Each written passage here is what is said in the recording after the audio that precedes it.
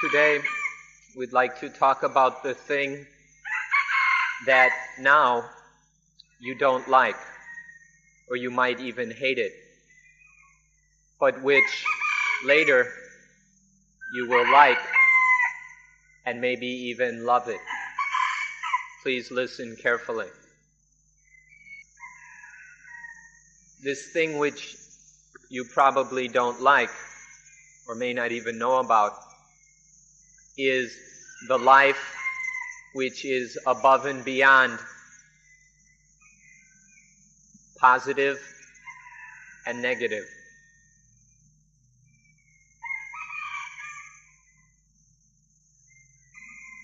This is something natural.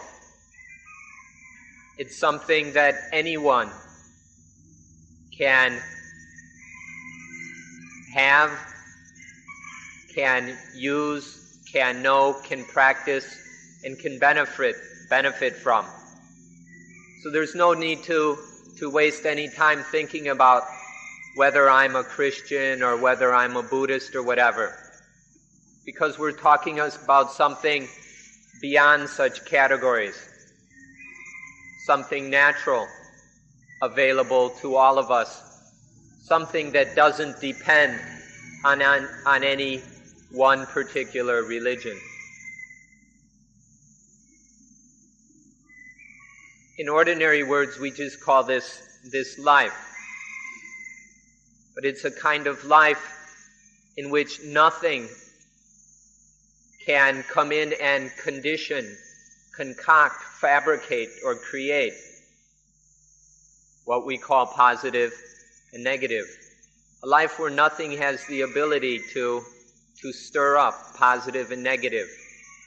That means pleasantness and unpleasantness, liking, disliking, satisfaction and dissatisfaction. This is what we mean by life that is free of positive and negative. These things which disturb or which concoct and fabricate the positive and the negative are of both an external sort, meaning the sights, sounds, odors, tastes, touches, and mental objects which we experience. And then there are also some internal things which disturb and concoct.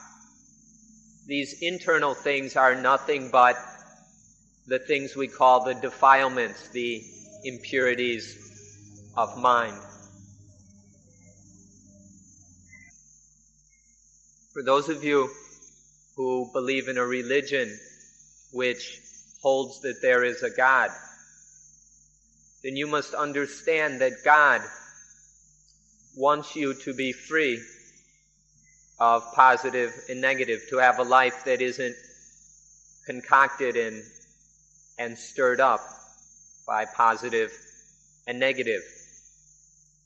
Even the God Yahweh of Judaism, of the Old Testament in the Bible, even this God very clearly showed that he didn't want mankind to be trapped within good and evil, that is, within positive and negative. He very clearly forbid Adam and Eve to go and waste their time knowing about positive and negative, good and evil.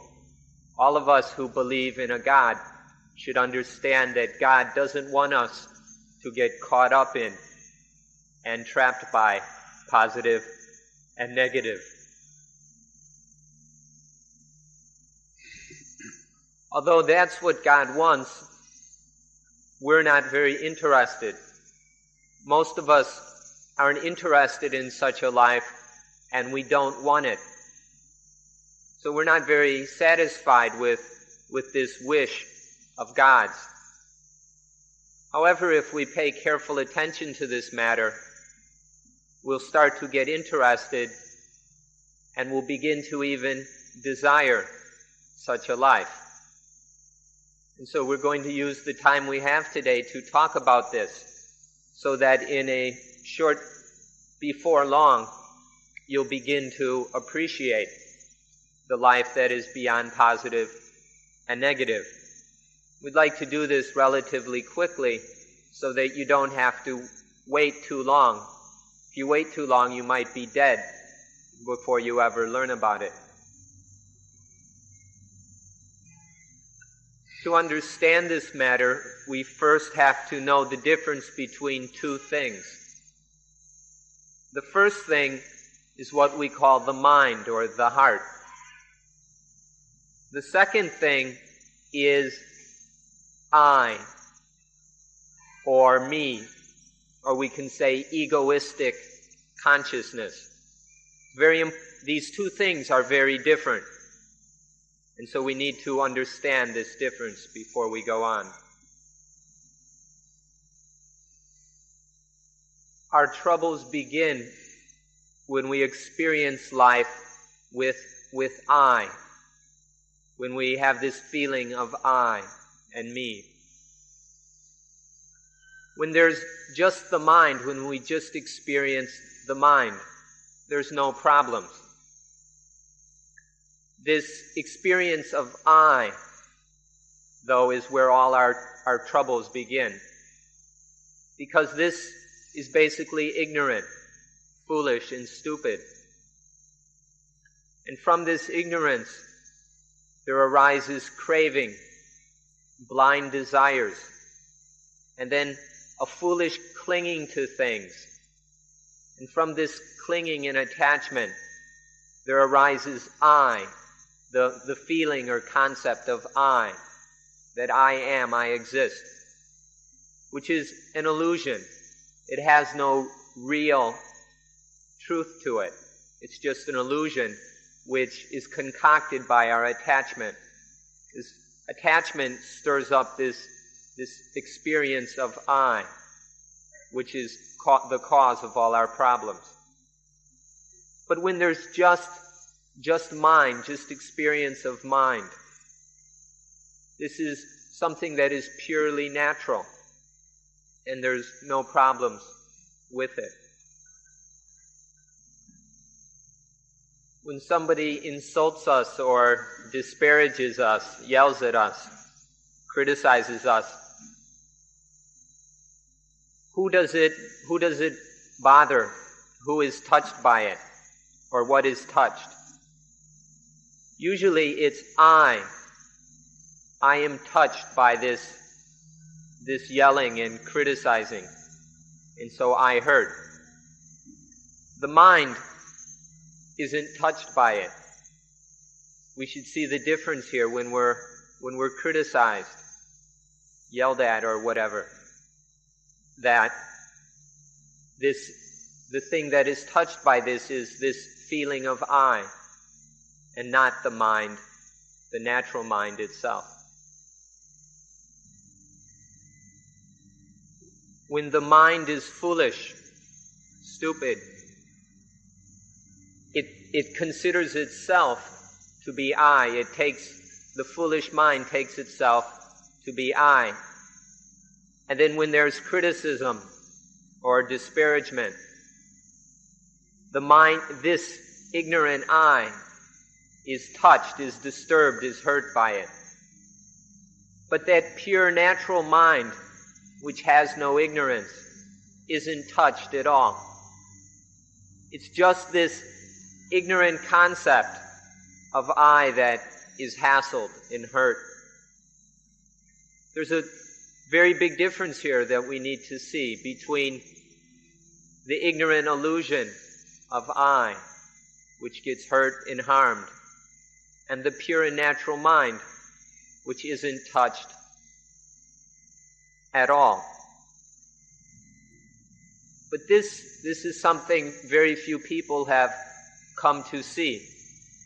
We can't tell the difference between I and the mind. We take the mind to be I, or we take I to be the mind. We've muddled up the two, and so we've made our lives into a tremendous mess.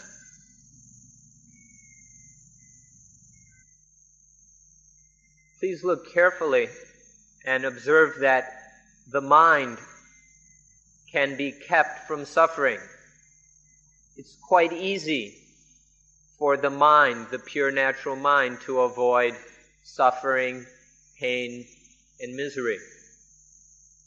But I, me, no matter what you do, I cannot avoid suffering. There's no way you can prevent me from being hurt, from being miserable.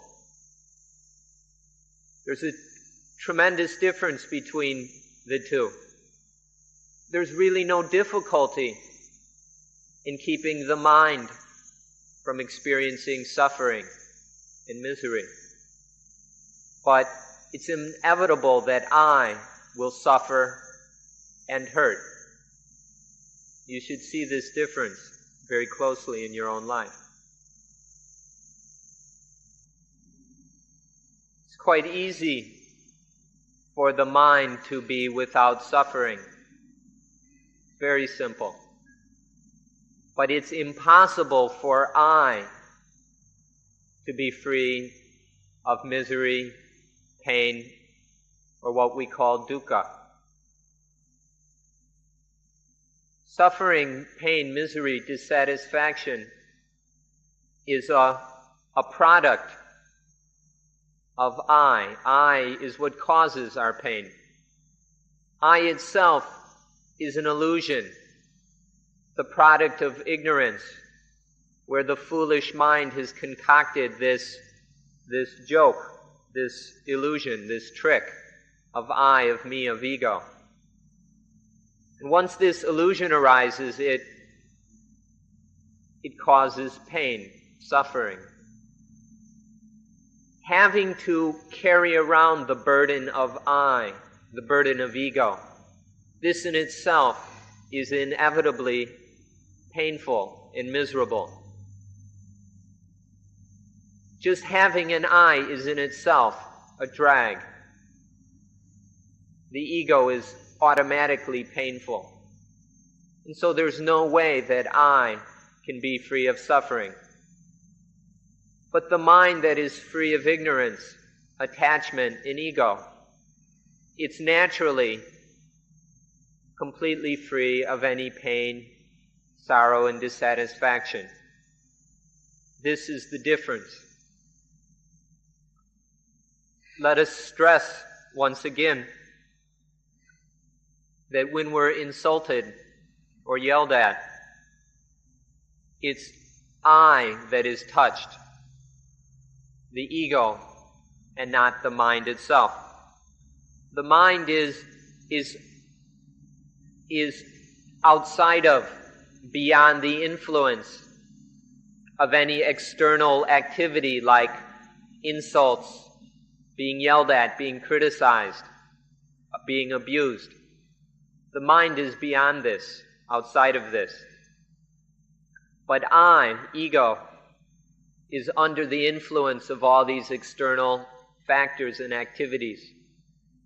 And so I must suffer from the power of all those things. The mind itself is free of that influence. The mind is beyond being touched by those things, and so makes no problem of them. But I allows itself to be touched and conditioned by all those external things, and therefore it suffers. Please discriminate between the two cases. It will be of great value to you. When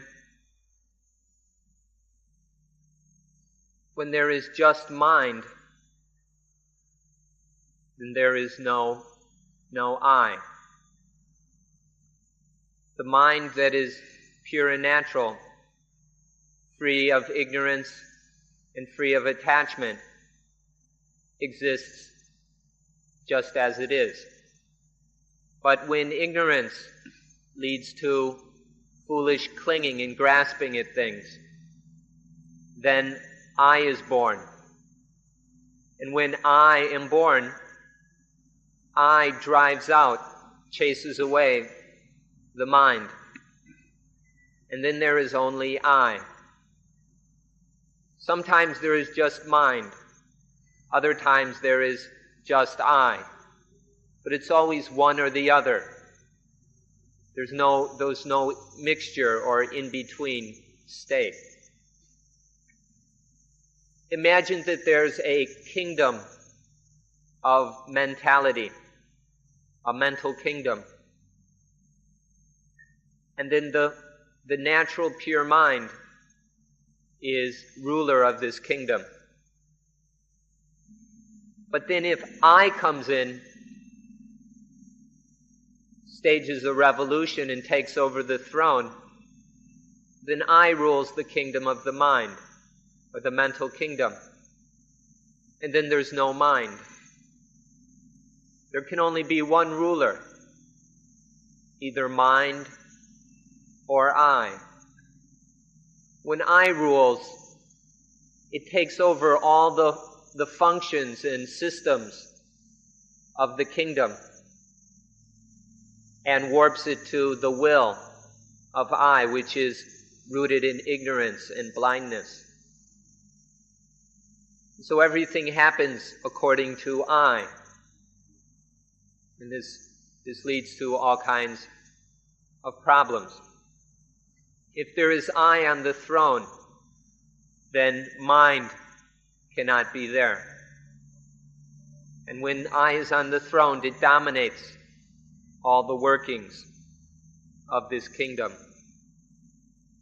But when I is not there, then the natural mind can sit on the throne again. Things are always like this.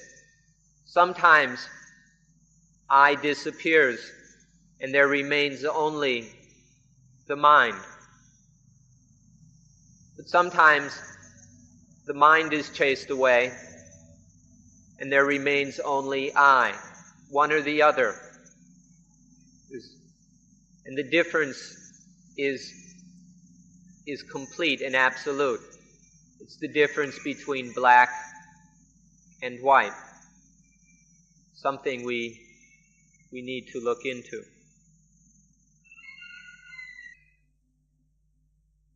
With this difference, this complete and utter difference between mind and I, we should learn how to separate the two. Learn how to remove the I, to take the I away from mind. When I comes in, then learn how to get rid of it. Or learn how to free mind from the I, either way. Learn to keep the two apart so that we don't let I take over the show. Whenever there is losing or winning, these are things that happen to I. The mind itself can neither lose nor win. This discriminating, judging, thinking of winning and losing is something that occurs only to the I, the ego. And the mind itself is untouched by that. All of these dualities, like winning and losing, are something that happens to I. These dualities, this winning and losing, are products of I, or of the deluded, ignorant mind. The pure mind doesn't deal with such things. They only arise out of ignorance. When you're going to, whether you're going to work or you're going to play sports or something, this is something that I does. It's not something done by the mind. I work, I play, I win, I lose. And all these various dualities of good and bad, positive and negative, they arise from I. They're products. They're the domain, the kingdom of I. The mind doesn't mess around with such things. The mind is beyond them. So but when there is the foolish, ignorant mind, then it creates I and all the dualities of winning and losing. When ignorance, the ignorant mind, concocts I, then I work, I play, I win, I lose, and on and on and on. It's essential to discriminate between I and the mind itself. Please do so. There's something deep and secret which is able to turn the mind into I. This thing that can transform the mind into I is called upadana. In Thai, it's called upatan. In the language of the Buddha, it's called upadana. Upadana. We ask you to learn this word because once you understand its meaning, it will be very clear. It's often translated into English as attachment. But the translation attachment is nowhere near as good as the original upadana, because there's a lot of ambiguity to the English word attachment. So you're better off learning upadana, which is complete attachment, is the fullest or the deepest meaning of the word attachment. This upadana is what turns the mind into I. If we can understand this thing, upadana, then we'll be able to control things or to prevent the mind from being transformed by upadana into I, into me and mine. The mere or pure mind, the natural mind, exists in a way that is difficult to talk about. But when this mind is conditioned by ignorance, when ignorance, stupidity comes in, then there arises upadana.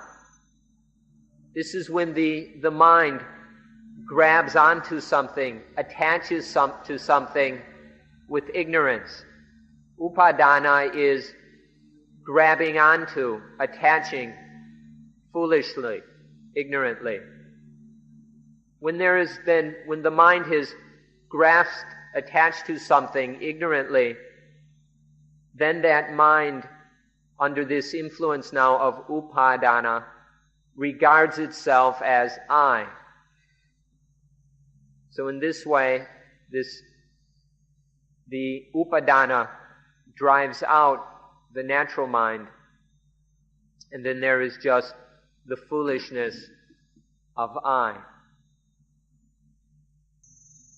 If we play sports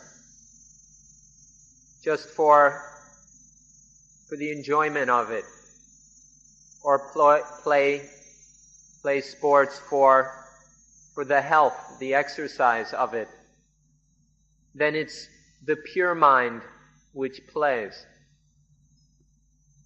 But if we engage in sports in order to win or to lose, then it's I that plays. The pure mind just plays in a natural way. And it goes on very smoothly. But I plays in order to win, or I may lose. This creates tremendous troubles for us. When we do things with I, the results are completely different from when the pure mind is what acts.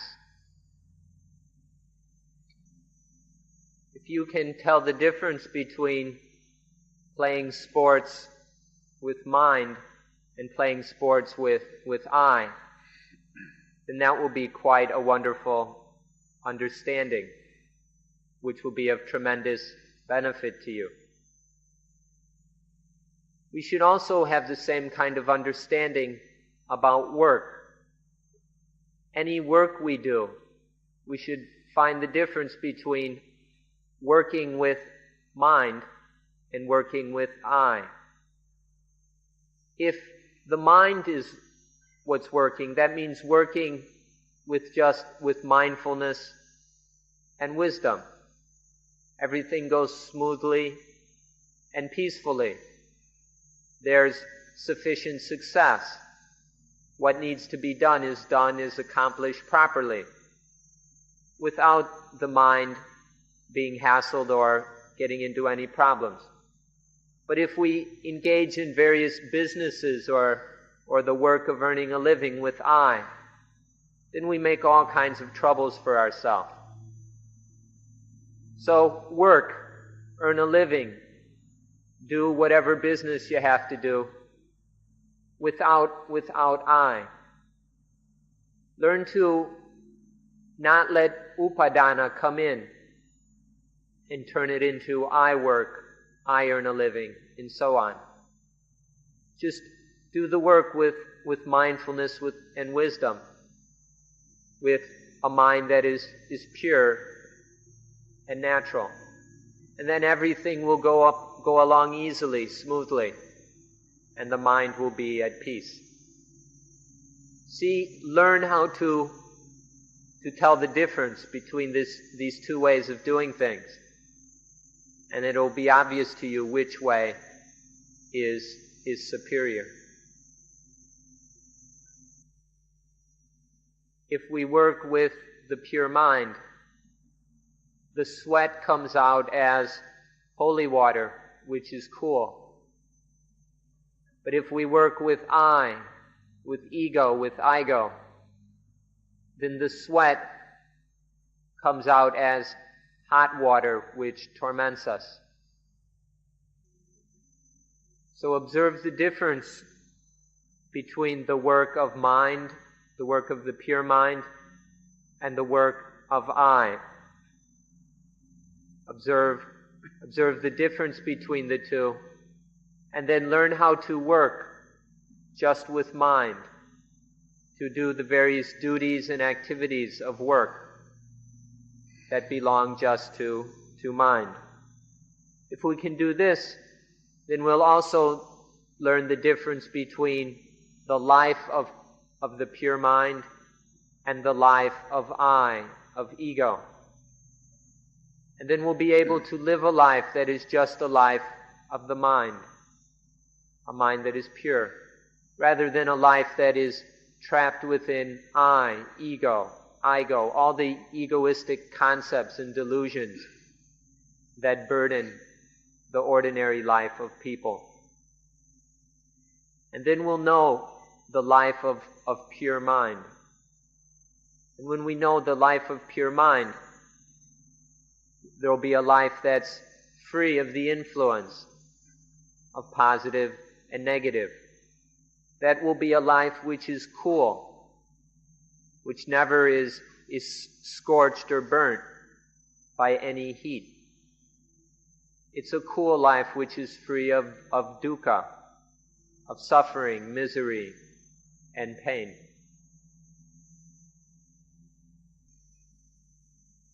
The pure mind is something that is original, that is natural and original. I, ego, the egoistic mind, is a new product, something that has been newly produced by ignorance. The original mind is cool and at peace. But this newly produced I is an illusion, a concoction arising from ignorance, from wrong understanding. And this makes life hot and painful. The life of the pure mind, of that original natural mind, is cool and free. But the life of I, of ego, of me and mine, is full of suffering. It's dominated by pain and sorrow and dissatisfaction. So understand that I and mind are completely different. Please understand this. That original natural mind lives in a state of just like that. It has a quality or state to it that is just like that, or just that way. But the ignorant I mind, the ignorant ego, has destroyed that natural original condition. So it's important to protect that original mind that is just like that. The original mind exists or goes along with causes and conditions, with circumstances, and responds to them wisely. The natural original mind has knowledge which is able to prevent the arising of I, of ego. And so that original mind that has correct and proper knowledge can maintain that state of just like that, or just that way. But if there is foolishness, so it's very important that there be correct knowledge and understanding. Otherwise, the mind will just float. It'll just float around, drifting, going with the flow. And then it won't have the knowledge to protect it. And so various causes and conditions will concoct it. This is a tricky word to explain, but the various circumstances and situations will condition the mind, will program it, will cook it up, will stir it, will concoct it into I. When there's ignorance, that is a lack of this correct knowledge, then the mind gets cooked up and concocted into I. And then that state of, that natural original state of just like this, is lost, is destroyed. So it's essential that we have this correct knowledge so that the mind doesn't just float in ignorance, but so that the mind can maintain its original natural state of just like that.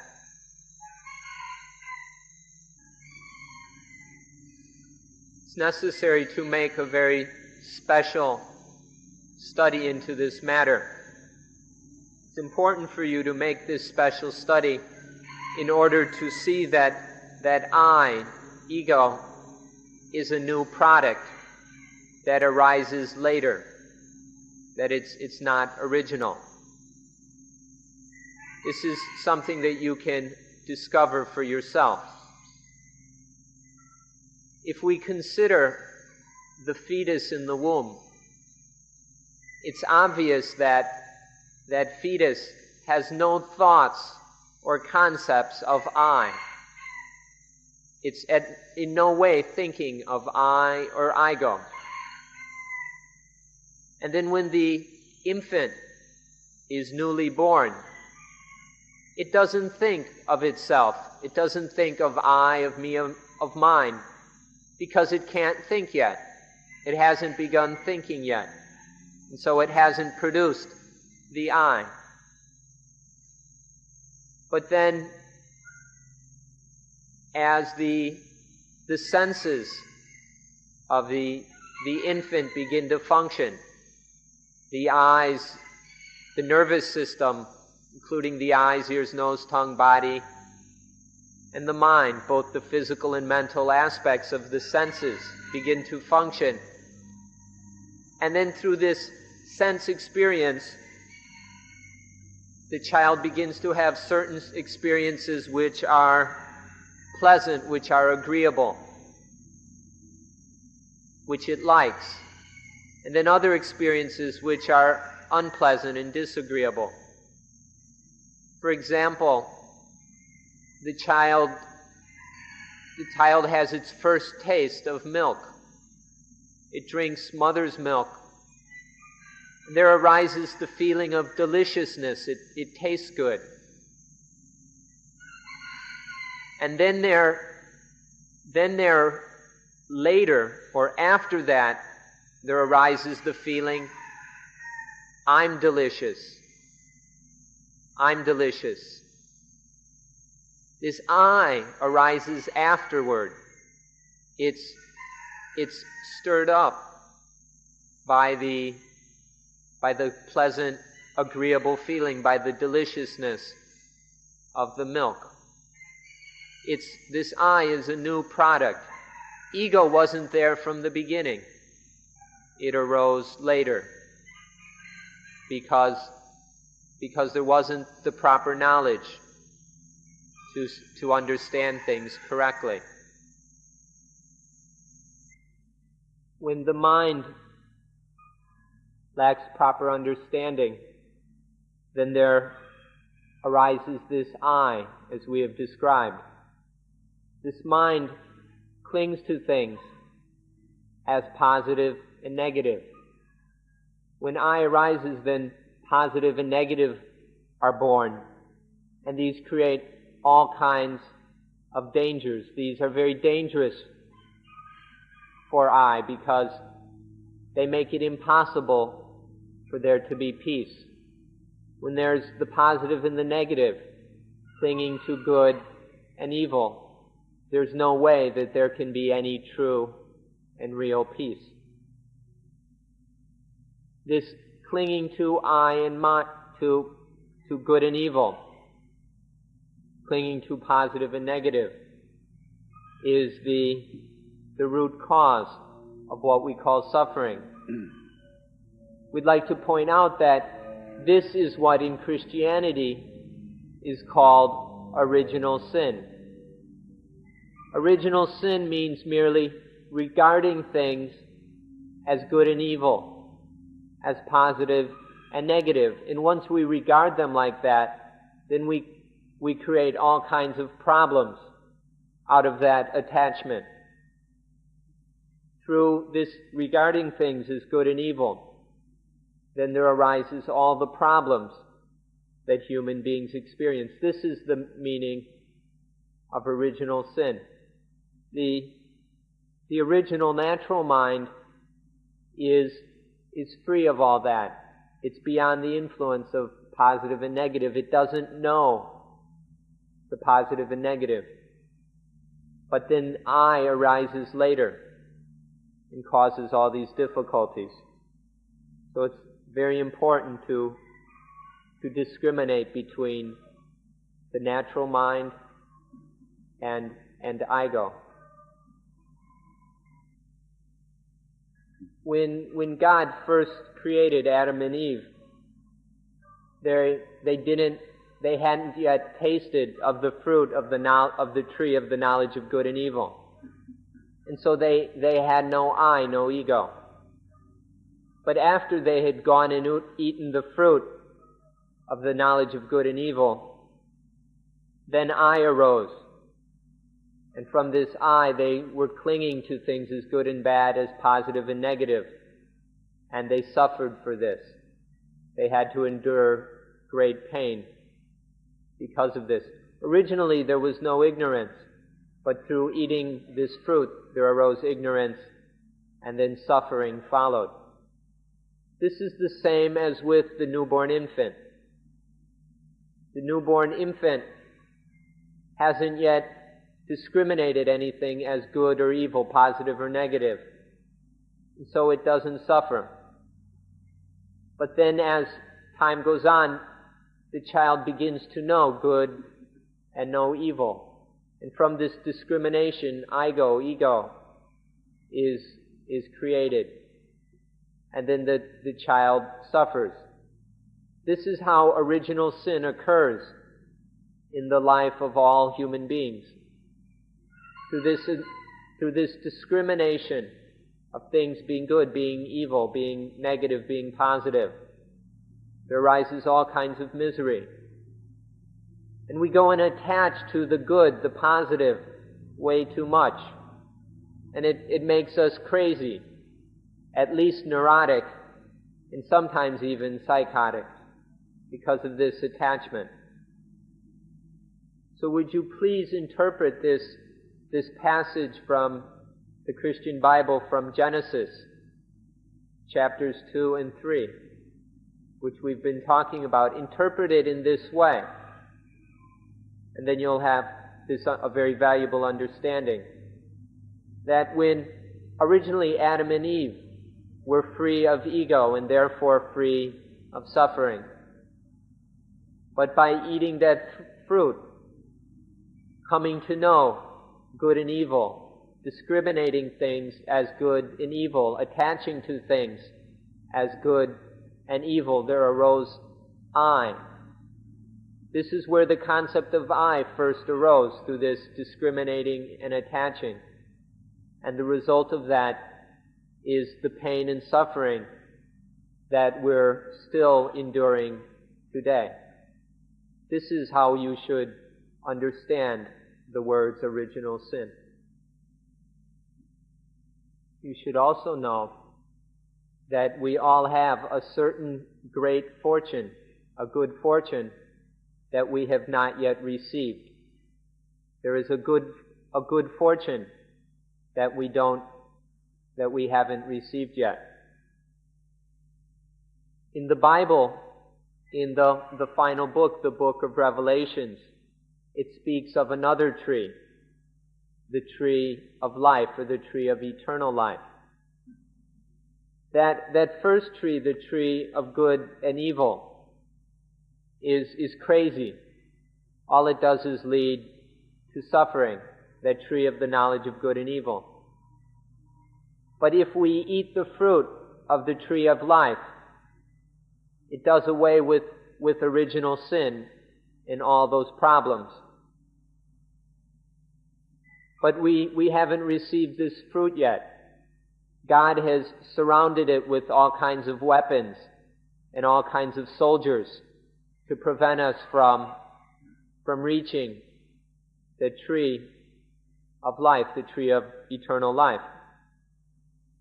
But now the time has come for those of us who have been suffering the consequences of original sin up until this very day. Isn't it now time for us to look for, to go in search of this tree of life, the tree of life that will free us from all the lunacy, the idiocy of our attachments to good and evil, to positive and negative. The opportunity is now arisen for you to receive that great fortune. You now have the opportunity to eat the fruit of the second tree. This opportunity is called the mindfulness with breathing cultivation of mind. Anapanasati bhavana. The mindfulness with breathing cultivation of mind. This is a way for those of us who are still under the influence of eating that first fruit, the fruit that leads to attachment to good and evil. This is a way for us to recover the natural original mind. Recover it in a way that our understanding is complete and correct, so that we can eliminate all the influence of eating that original fruit by that first fruit, by eating this second fruit. We now have this opportunity within the practice of mindfulness with breathing. This isn't something you have to wait for any longer. The time has now come. It's just a matter of whether you want it or not. If you want it, you now have the chance.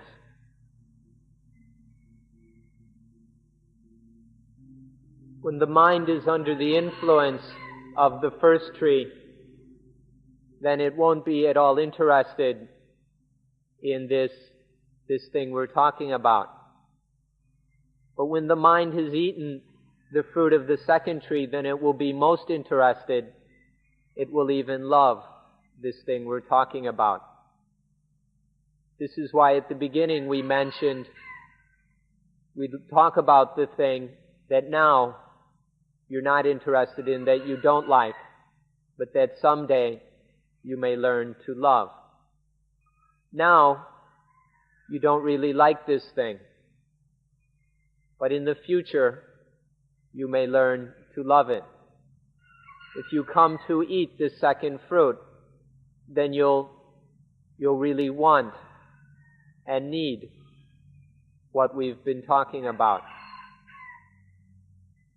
Many, many dozens of years ago, there was a song which maybe anybody out there who's up in years a bit might remember this one. This song goes something. There's one line in this song that says, "It is one day your lips will say, I love you." And if you one day come to taste the fruit of the second tree, then you'll sincerely want to be liberated from, to be completely freed of all that original sin. And then you'll truly love this thing we've been talking about. So this is what we've set out to discuss today, and we've now come to the end of our time, and today's talk is now finished. If you sing this line over and over again, one day you'll love it. You'll love the life that is above positive and above negative. Today you don't like it yet, but one of these days you'll like it. You heard this song before he ordained, which means over 60 years ago.